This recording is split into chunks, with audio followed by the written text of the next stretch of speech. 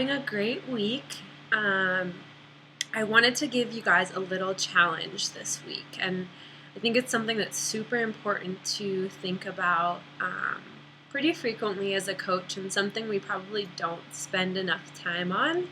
I know you guys are super pressured this month and trying to be better than last month and pushing yourself outside your comfort zone, and it's been awesome to see you grow and learn so much already. And I hope you guys do continue to open up and share your heart and share your struggles, because I feel like that's really where I was missing the boat in really succeeding myself. I was holding myself back by not saying, I want to fix this, or I want to be better at this, or learn this skill. So I hope you continue to use the group to help you and not just let it go, because there's not going to be another month maybe that the five of us are put together. So utilize that. But what I really wanted to challenge you guys today is to really think deeply about your why.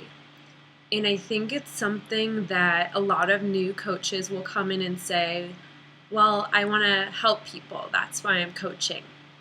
And while that's an awesome, important aspect of coaching, what happens when you've helped 4 or 5 people and they've seen success? Does that mean that you are done? Like you stop coaching? You need to have something that's emotional to you, your story, your life, that's going to push you through the times when there's challengers that are giving you a hard time, or you're having a conversation that's going nowhere, or people are telling you what you're doing is ridiculous, or you're not hitting Success Club where you want to, because we all know that the journey of coaching is a huge roller coaster. And if you haven't experienced that yet, I promise you that you will. Even a year in, you may think, oh, you're hitting Success Club, everything's easy. And that's furthest from the truth, because I worked so hard to get where I've been. And there was many months that I wasn't doing that. And it's because I wasn't emotionally attached to my why. So, I think it's really digging deep and thinking about why you started and how that's kind of transpired. Even if you started coaching 2 weeks ago or, 2, 3, 4 months ago, it's always really important to reevaluate and write it down and think deeply about it, unplugged from the rest of the world. One of the coaches on our team was saying, she was coaching to help others and also to set a good example for her daughter. And my success partner, Noelle, and I were talking about this, and that's awesome that she's setting a great example and making herself healthy and more positive and open-minded and willing to help others. But, once her daughter sees what she's doing and watches her every day, what is going to keep her emotionally attached to what she's doing as a coach?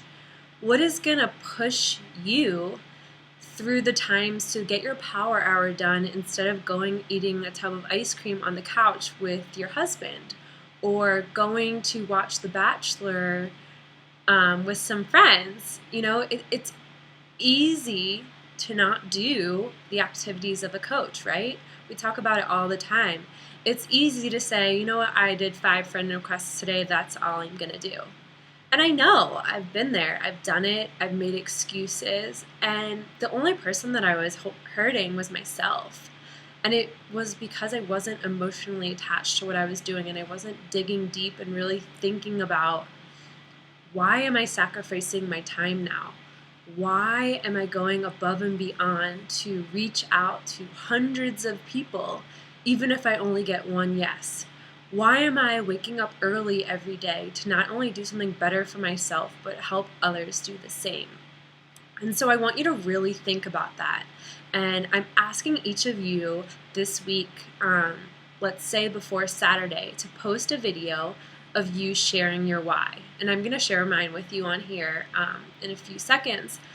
But I really want you to take time to think about it. I don't want you to just say it to say it. I want you to have it be meaningful and deep to your heart. And I want you to be open and honest with us because we've all struggled with things. And maybe your story hasn't unfolded through your post because you're too scared to share them.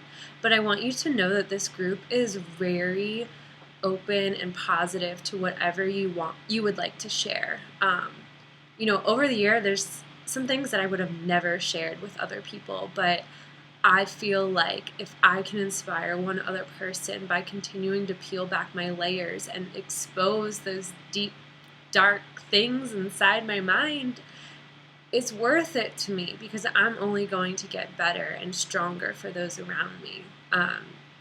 So think about your why, and I want to share with you my why, and I'll try not to get too emotional, but I grew up in a house of 4 girls and pretty privileged, and we never knew anything different. Took vacations, everything was pretty much set. And when I started college, I always had the dream of going into architecture. And I didn't have the expected journey of going right into it in undergraduate. And I was getting rejected and denied. And on top of that, my dad ended up switching jobs, and then the recession hit, and pretty much my college tuition went down in the stock market.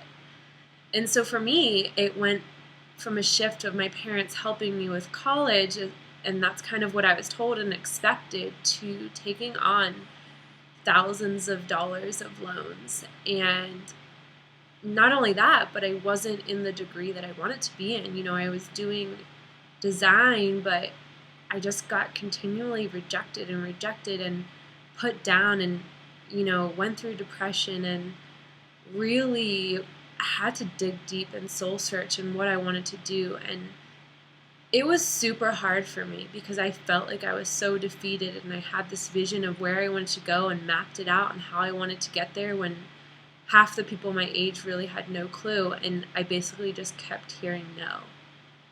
And it definitely took a toll on my family, on myself, on my relationships.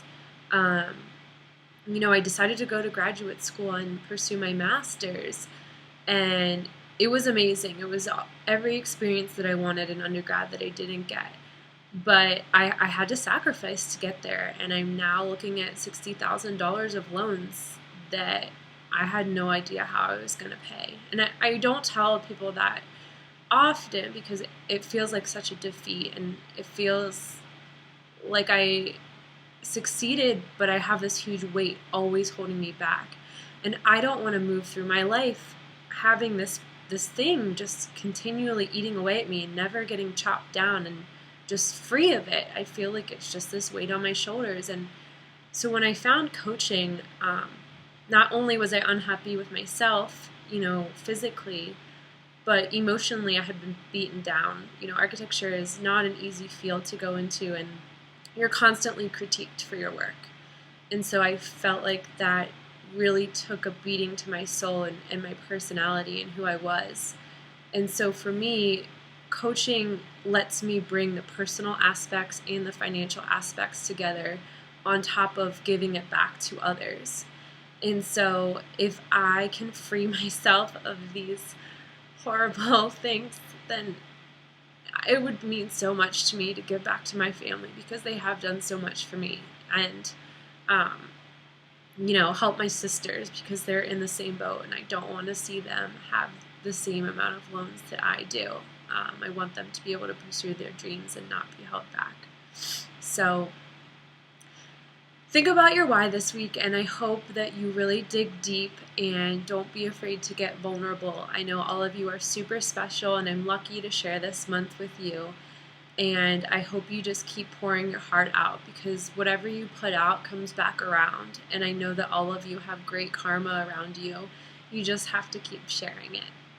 So I can't wait to see your why videos, and I hope that they are super strong, and we will chat about it this week. Thanks, guys.